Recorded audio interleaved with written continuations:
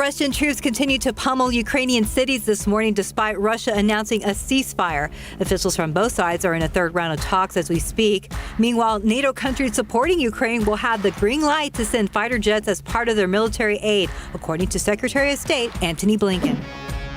Communities in central Iowa mourning the loss of friends, neighbors, and family members today. Authorities say 7 people died and 4 were hurt after tornadoes touched down just outside of the Des Moines area on Saturday.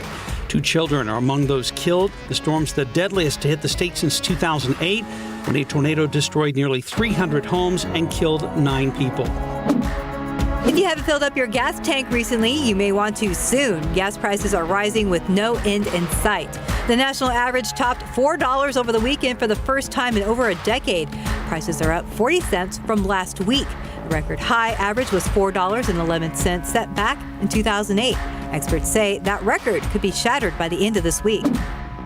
The world hit a grim new milestone in the COVID-19 pandemic this morning. Over 6 million people have died from the virus as the pandemic enters its 3rd year. The milestone, the latest tragic reminder of the unrelenting nature of the virus, even as people are shedding masks. Travel is resuming and businesses are reopening around the globe.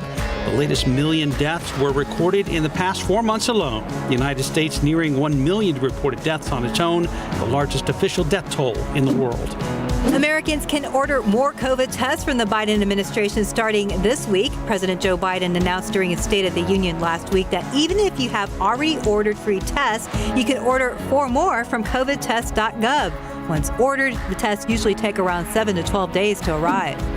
Strong job growth across the U.S., now seen as a small sign that the grip of COVID may be loosening. Employers added 678,000 jobs last month, according to the Labor Department. The nation's unemployment rate dropped to 3.8%. Netflix is suspending services in Russia amid the ongoing attacks on Ukraine. The company says over 1 million subscribers will be affected in Russia. Earlier this week, the streaming service paused all of its production in the country, including 4 original Russian TV series.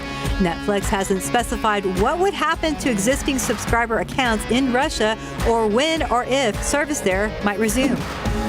The pandemic could have a long-lasting effect on America's commuter railroads. Systems across the country still dealing with low ridership.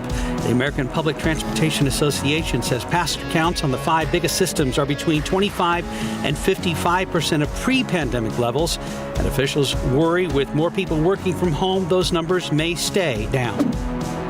If you had cereal for breakfast this morning, you celebrated a special day without even knowing it. Today is National Cereal Day. You may be asking why, and the answer is to celebrate America's favorite breakfast food.